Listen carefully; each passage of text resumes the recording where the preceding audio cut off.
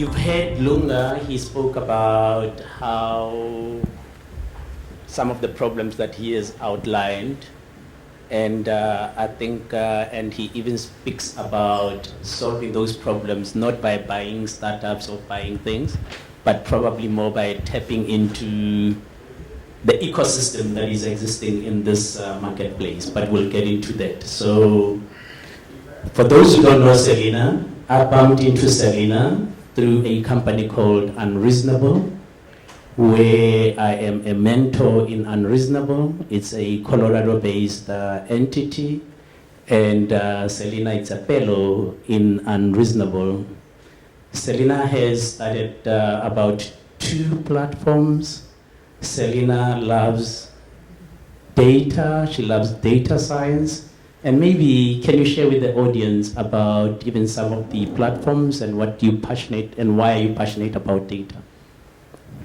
Yeah, thank you so much. It's such a pleasure to be here. I want to actually start with a question for the audience, and this being a digital conference, I think I already know the answer, but how many of you work for an organization that generates data or collects data?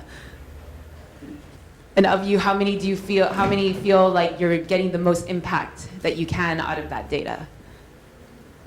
Oh, okay, a couple, yeah. Okay, we'll talk later. But I think this is what I am passionate about, and this is why we created Zindi, is because 90% of the data that exists today was generated in only the last 2 years. That means that this curve is almost vertical, and there's so much value, so much impact, and this data is an asset for every organization or person that has access to it. But my question is, how do we unlock that power? How do we really unlock the true value that's sitting in that data? And how do we apply it in ways that actually impact real people's lives? I'm really excited about, I'm actually from California originally, and I've been living in Cape Town for the last 6 years. I've seen out of Silicon Valley the innovations that are coming out, big data, machine learning, AI, and what I'm really interested in is how do we translate that technology in a way that actually changes people's lives, the rest, the 99% of the world, where everyday lives, everyday people all have access to the power of machine learning, AI, and data science. So Zindi is a platform where we host the largest community of data scientists in Africa. We have over 40,000 data scientists on our platform. I've literally, when we launched Zindi, I went to Tanzania and I sat down with a bank there and I told them about Zindi and they said, "That's really cool, Celina, but the problem here is there are no data scientists in Tanzania." And I was able to pull up our website, show them at least 40 data scientists in Tanzania that had just signed up in the last couple of days of launching Zindi. The young people across the continent are hungry for opportunities. They are incredibly talented, innovative. They have so much that they're ready to give back to their communities, to their markets, to the companies that are working around them. And what we really wanted to do was to create space for young data scientists in Africa to apply their skills in ways that matter to them and their communities, and also to create space for companies and organizations across the continent to finally unlock that true power of their data. That's great. Now, if you look at these corporates here, you've got big corporates here. They've got piles and islands of data, both structured and unstructured. What is it that Zindi could do for them as opposed to them going out there and hiring their own team and trying to build, teams of data scientists? And what is it that you can do for these corporates that are here and even the other startups and small businesses that are here using your platform? Yeah, I think, data is, it's still a new field in Africa, and I think that there's a lot of, it is a tough nut to crack. And I think that what I've seen as Zindi, as I talk to different corporates or small companies or startups about their data situation, is that Zindi can actually offer them a kind of a low-risk way to dip their toe in the water or explore some interesting use cases that they've been thinking about without having to take on the full risk of necessarily hiring a McKinsey or a big expensive consulting company and go down that road. Or when you hire a data scientist, do you know how much it costs when you make a wrong hire in data science? I've heard the figure of about $80,000. Let's ask our friends from one of the big banks. There are bankers here and telcos. How much does it cost, Omozo, to hire? It's too expensive. Right? A good data engineer is about $1.5 to $2 million. Yeah. So that's what you'd spend to get a good data scientist. For those who didn't hear, $1.5 to $2 million in salary. That's true. That is, yeah, that's right. And then even to make a wrong hire when you hire someone is also quite expensive. So with Zindi, what we're trying to do is, we've convened this community of 40,000 data scientists around solving real problems for real companies, whether corporates or startups. And we run challenges on the platform. So we will sit down with a company. They might have something like, I'll give you an example. Is we worked with Zimnat, which is the insurance company in Zimbabwe. They were struggling with customer churn. This was right when COVID was starting. They were really concerned about, retaining their customers or continuing to serve their customers during that time. So we ran a challenge on Zindi where we took their data and helped develop a predictive model of which customers were most likely to churn. So whether it's churn prediction, it's product cross-selling, it's fraud detection, it's even natural language processing, looking at local languages. Like there's a lot of specific problems that companies might have. We put these up onto the platform. When we open it up to the platform, literally you'll have 1,000 data scientists working on your problem. They'll be looking at your data, analyzing it, taking the insights, and building the models and the machine learning and the AI solutions that you're looking for. I can get into more details later, but basically we've automated the process of evaluating the solutions as they come in. So we can leave this competition open for a few weeks or a month. We'll take in thousands of solution submissions from the community, and we automatically rank them in terms of how good the solution is. And by the end, the top 3 solutions, which is really the best out of thousands, go to the company. The company owns the IP from those solutions. And so that, it's quick, it removes a lot of the risk, yeah. And what's in for the data scientists in that competition? So they all participating in whatever. Top 3, what do they get? Well, the top 3 win prizes, but actually they win a prize. Yeah, but my co-founder a lot of times gives this analogy that, a lot of people like to enter marathons. I don't know if there's any marathon runners in the room. Nice. Well, so when you enter a marathon, do you enter because you think you're going to win? No. So we all want to win the marathon. One day. And but that's the thing, is that that's the same culture on Zindi among the 40,000. Not all 40,000 think they're going to walk away with money, but they're there because of the challenge, because of the professional development, because of the fun. They get to meet each other. So actually, I think even what's been really powerful about the experience with Zindi is the power of the community, that most of the people on Zindi are there because of the community, because they're making friends from across Africa, even around the world.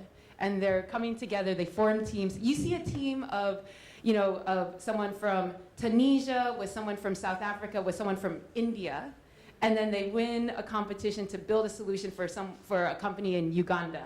It's just incredible, and they come for that experience.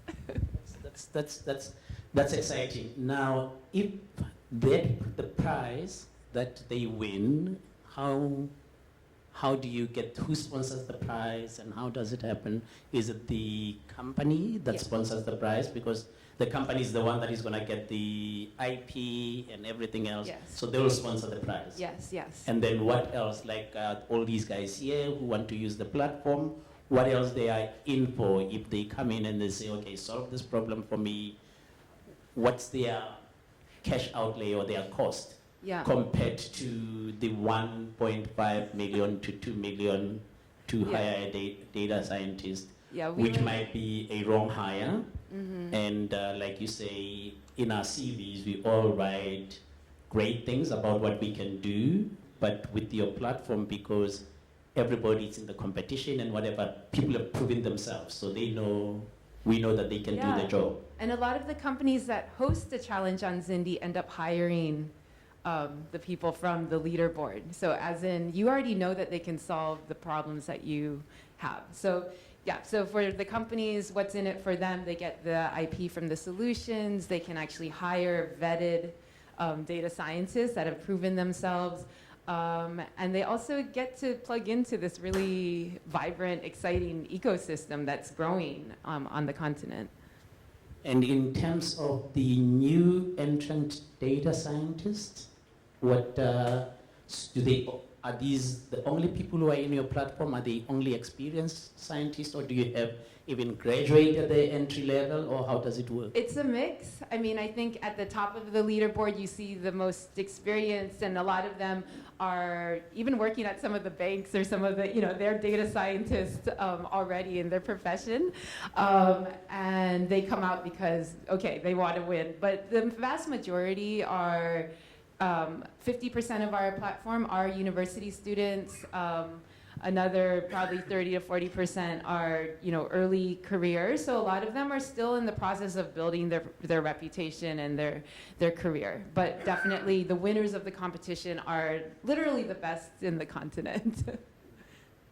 We can take questions whilst I'm still looking at other questions from the audience. I see lots and lots of hands.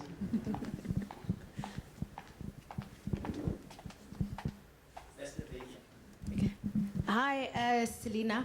I just want to find out, so I work a lot in the BBBE space, and I'm trying to think, how does your products link to the legislative requirements we have here, but also link to the digital skills shortage that we happen to have? So do you have an indication of the number of South African participants on your platform specifically? And can you limit the projects that we place on your platform to just South African data scientists and so on? Because we would actually use this more as a recruiting tool, but also to build businesses that we can outsource business to. Like, for example, Accenture just outsourced, and they would like to build companies that they can outsource to here in South Africa versus always going to India or China. Yeah. So I want to see, can we use this as a digital skills building tool, ring fence it to be just South African, and also get an indication of the South African participants that you have? There's a question in there somewhere, you'll find it. What company are you from? So I'm actually a BEE consultant, and I represent Naspers, RAIN, a lot of tech businesses, but I also build tech enabling enterprises. So we actually, all the money we collect from enterprise and supply development, I build companies that land up doing something for one of my bigger corporates. So we give them market access, develop them end-to-end. Yes, yeah, definitely. So about 10% of our users are in South Africa. So we have about 4,000 data scientists on the platform. We can ring fence challenges to just certain geographies. We've done some versions of that before, so for sure we can do that. And I think that the skills building, closing that skills gap in South Africa is really important to us. We did a survey of our users, and something like 85% of our users said the reason why they came to Zindi was to build their skills. That's what they come for. We have a learning section that we're starting to grow even more, People find mentors all the time through the community. So there's even community-driven learning that's happening all the time on the platform. Yeah, so I think that's an exciting, I guess, value prop. Like you said, hiring, skills building, those are all definitely value propositions that we see as well. Yes, Mzamo? Thanks. Hi, Celina.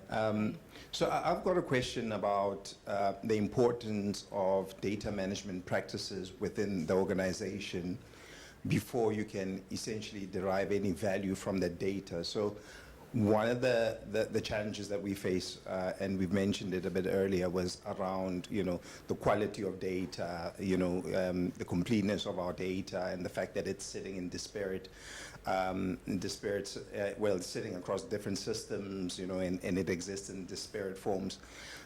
So essentially, my question is, how mature does an institution have to be in their data management practices before they can consider bringing on board, data scientists that could potentially help them, derive some type of value from their data assets? Is that something that needs to happen, or is it, are the two not Yeah, that's a correlated? really good question. I mean, it's true, and I think that, so there's a couple of angles there. I think one is that while we focus on data science on the platform, we do have a good amount of data engineers and we're actually moving away to say that, we host a community of data practitioners, because it's such a interconnected field. It's not just that one slice of, let's build a churn prediction model, but it's actually what's the whole data ecosystem around that in a business. So that's very important. So we do have a good, I guess, representation of other data practitioners, data engineers, and people that can work on those types of problems. We also want to start running challenges that are, even broader than just modeling the data. But I think, to also speak to what level of maturity do you have to be before you start to think about, predictive models and those types of things. I think that what's nice about Zindi, if you have a specific problem you're thinking about, by testing it on the platform and getting kind of a sense of of the impact that this type of